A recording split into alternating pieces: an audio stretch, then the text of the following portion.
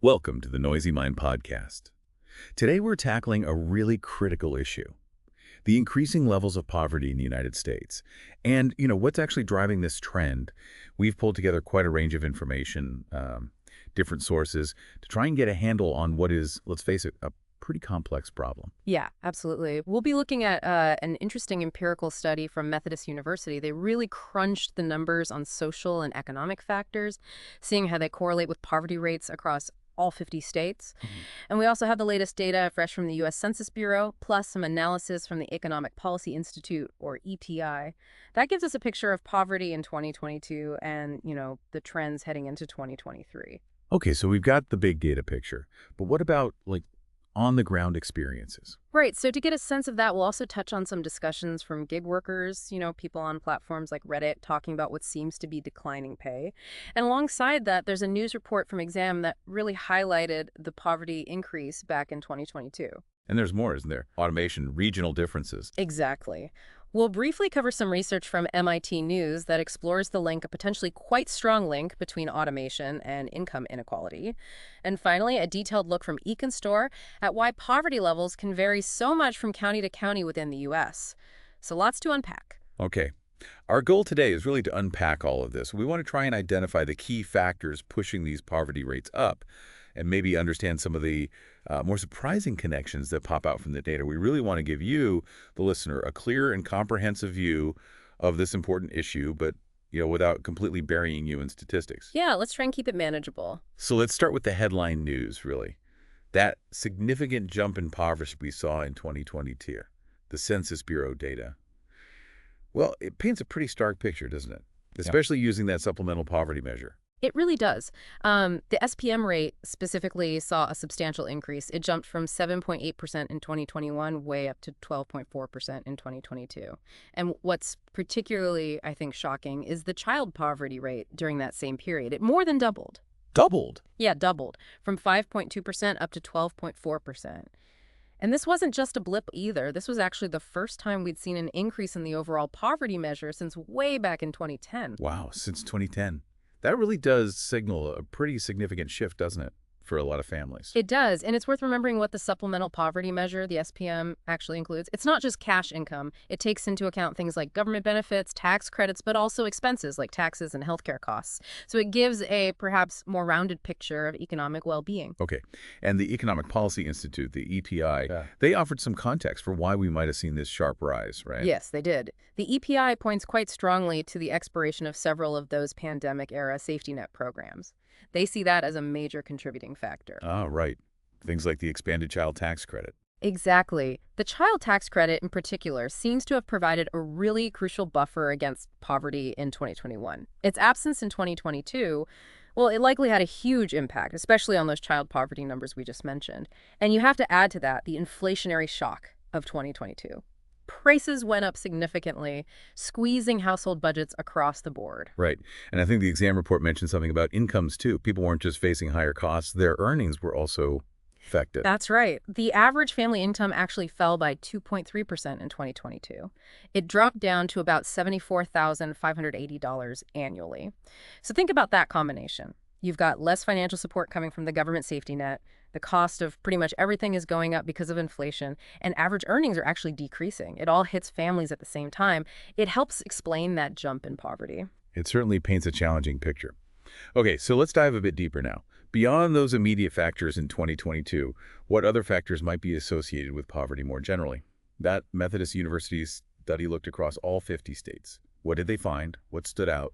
Well, what's fascinating here, I think, is that the study identified some strong links that maybe align with what you might intuitively think, but it also had some findings that, well, they might make you raise an eyebrow a bit. Okay, I'm intrigued. What were the strong links first? So the two most significant positive correlations they found, meaning as these things go up, poverty rates tend to go up too, were first, a larger proportion of female-headed households where there's no spouse present, and second, higher levels of unemployment in a state. Okay, that kind of makes intuitive sense, doesn't it? Huh? A single-parent household, often headed by a woman, might face greater financial hurdles, and obviously job loss is a pretty direct path to financial hardship. Exactly. Those weren't perhaps hugely surprising. But you mentioned some findings that might raise an eyebrow, some unexpected connections, or maybe a lack of connection. Precisely. This is where it gets interesting. The study found no statistically significant correlation between a state's poverty rate and the level of its state minimum wage. Really, no connection. Not a statistically significant one in their analysis across states. They also found no significant correlation between state poverty rates and how much the state government spent on welfare programs per person. Wow. Okay, those findings definitely make you pause and reconsider some, commonly held beliefs about what drives poverty, or at least what policies directly impact it at that macro level. They really do. Let's unpack that minimum wage one a bit. The lack of a clear link there is particularly interesting, especially given how often raising the minimum wage comes up in discussions as a tool to fight poverty. Yeah, it is. The researchers actually started out hypothesizing that a higher minimum wage would correlate with lower poverty. That was their initial guess. But when they analyzed the data at the state level, it just didn't support that hypothesis. Now, it's really crucial to remember correlation isn't causation, right? Right. Just because two things happen together doesn't mean one causes the other. Exactly. And there could be a whole lot of other economic factors going on within each state that might be influencing this result or sort of masking an effect. Like, think about the cost of living. It varies hugely between states. So a minimum wage that seems okay in one state might still leave families really struggling in a high-cost state like California or New York. That could wash out any clear correlation when you average across all states. That makes sense. Okay, and what about the welfare spending part? They initially thought maybe more spending could potentially disincentivize work and increase poverty, but the data didn't back that up either. That's right. There's this theoretical argument, that very generous welfare benefits could reduce the incentive to find work. But the study just didn't find a clear pattern where states spending more per person on welfare consistently had higher poverty rates. In fact, they cited some earlier research suggesting that how effective welfare actually is at reducing poverty probably depends on a few specific things. Like what? Like, how much is the initial benefit? Is it actually enough to make a difference? Also, is it given as cash, which people can use flexibly? Or is it tied to specific things like food stamps or housing vouchers? And another factor is what the typical wages are for lower skilled jobs in that area. Ah, okay, so it's more nuanced. Yeah, think of it like this. Maybe a small safety net in a place where low skill wages are already really low might not do much to lift people fully out of poverty. But perhaps a more substantial benefit, especially if it's cash people can use for rent or childcare or whatever they most need, could have a bigger impact, particularly if finding work that pays enough is also difficult. It's complicated. Definitely sounds like it. So beyond minimum wage and welfare spending, what other social or economic factors did the Methodist University study find correlations with?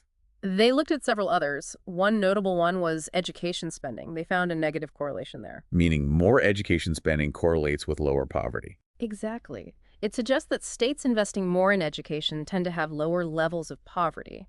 This really seems to underscore the idea that, education can be a powerful tool for economic mobility and potentially breaking cycles of poverty. This study even cited some older research showing just how much higher poverty rates are for families, where the head of the household doesn't have a high school diploma compared to those who do.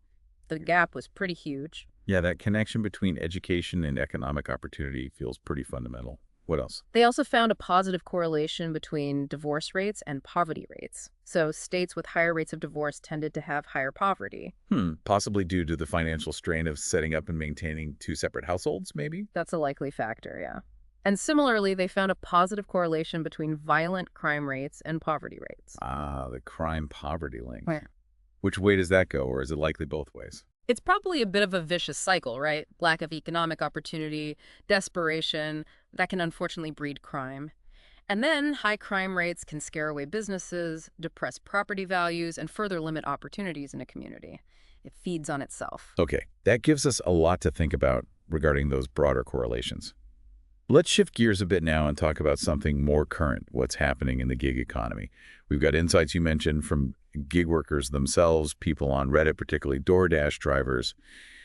What's the sort of general feeling about pay right now among those workers? Well, the overwhelming sentiment, at least from the discussions we looked at, seems to be one of, frankly, declining pay.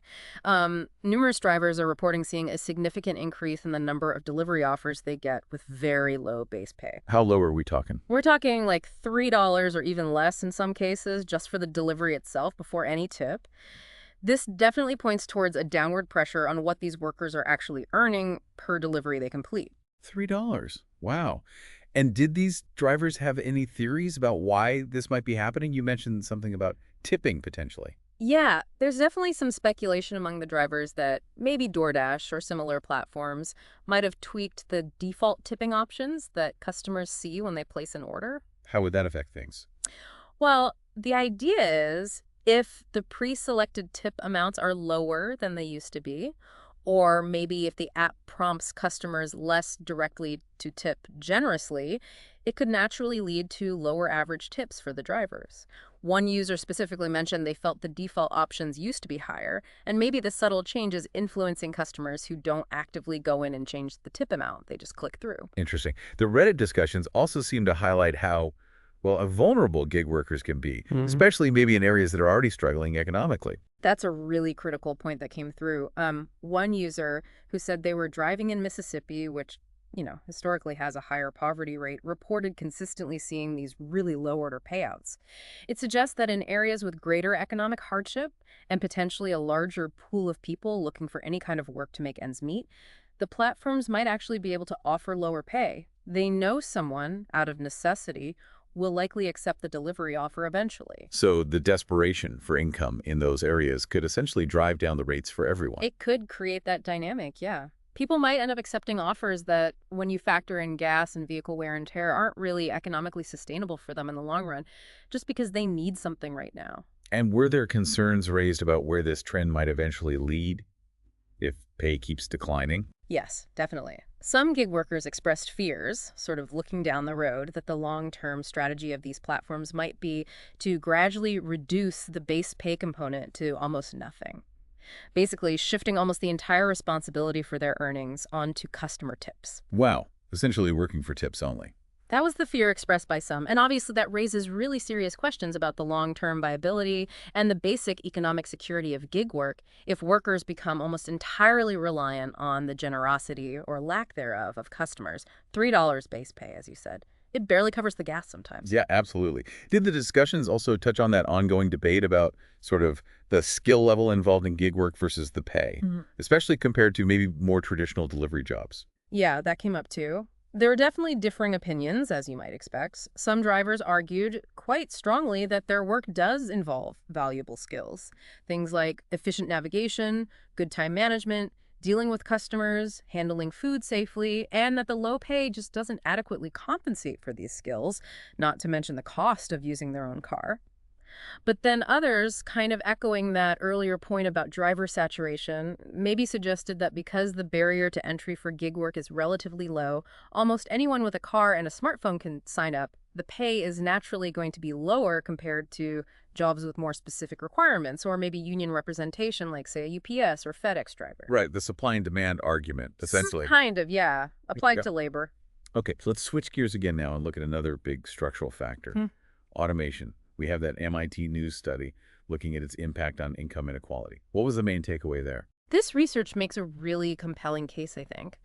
It suggests that automation, and they're talking about specific types like self-checkout kiosks in grocery stores or automated call center systems, has played a really significant role in widening the wage gap.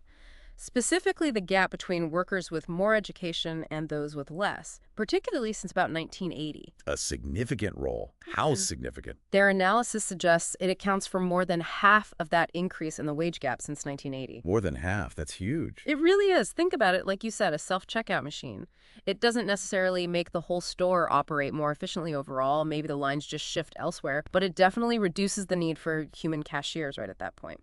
And the study characterized this kind of automation in a specific way, didn't they? Something about labor shifting.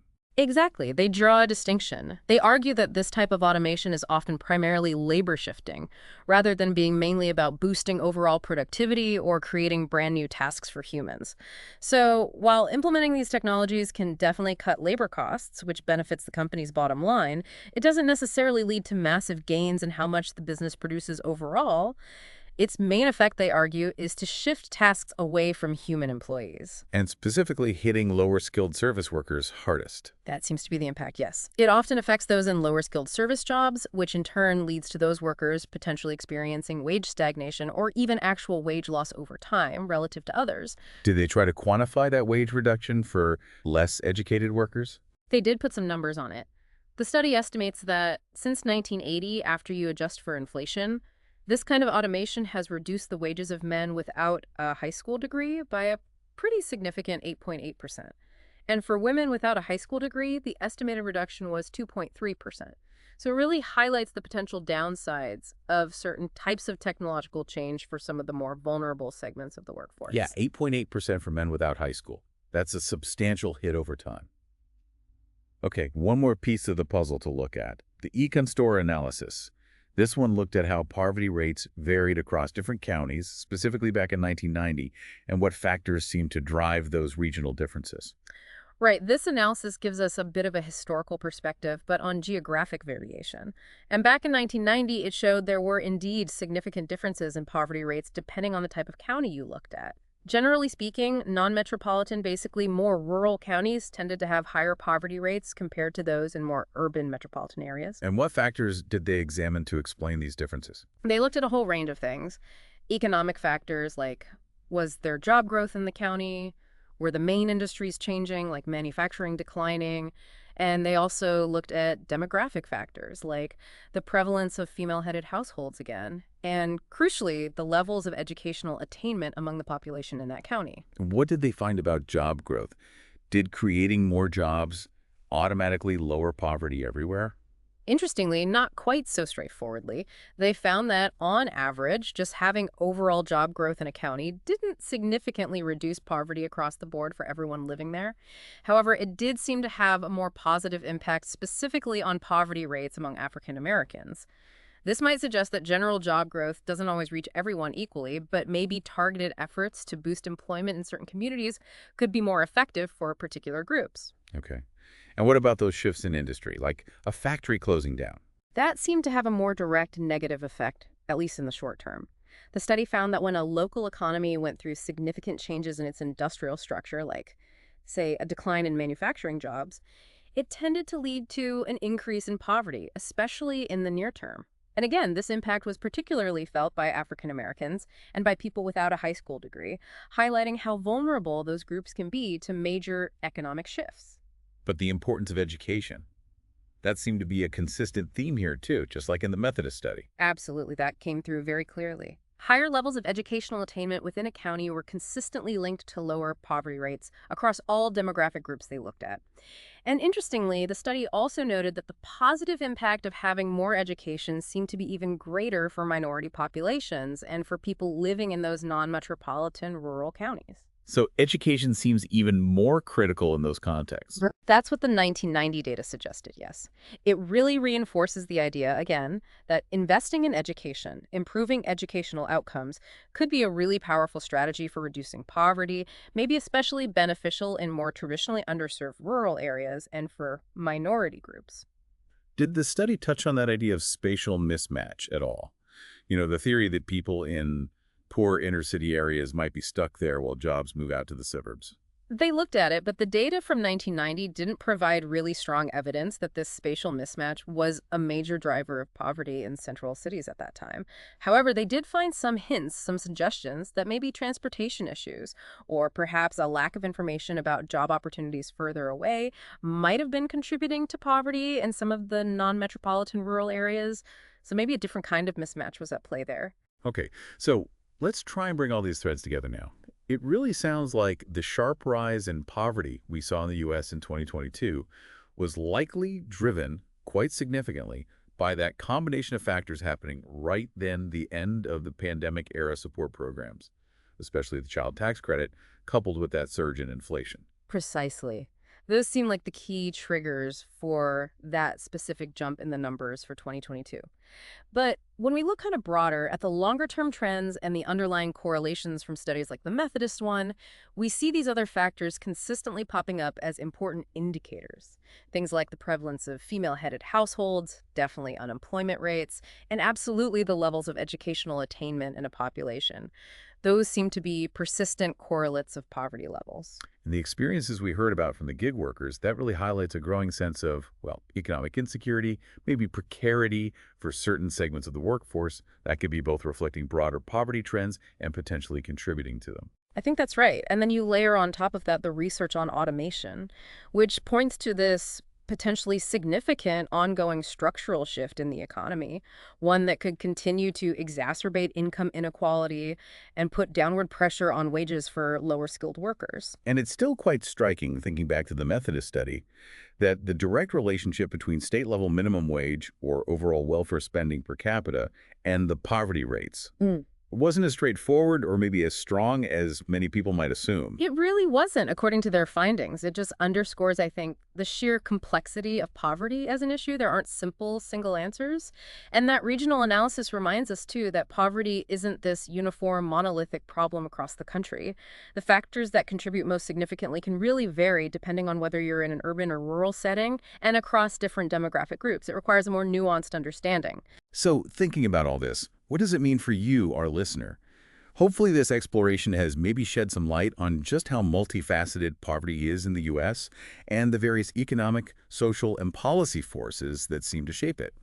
Understanding these dynamics, even the complexities and the sometimes counterintuitive findings, feels really important if we want to have informed conversations and think clearly about potential solutions. Yeah, and it naturally leads to a pretty crucial question, doesn't it? How can we, as a society, actually work towards addressing these really interconnected causes of poverty? How do we build an economic landscape that's genuinely more equitable for everyone? The different pieces of information we've looked at today, from the big data to the individual experiences, maybe they offer some valuable clues about where we might need to focus our attention and our efforts going forward. It suggests a multi-pronged approach is probably necessary. Indeed. A complex problem likely requires complex solutions. Well, thank you for joining us for this important exploration into the rise in poverty in the United States and some of its potential causes. If you found this insightful, or if it sparked some thoughts, please do subscribe to the Noisy Mind channel. Like this discussion if you found it valuable, and please share it with others who might be interested. Your engagement really helps us continue to bring you these kinds of in-depth explorations of important topics. Thanks for listening.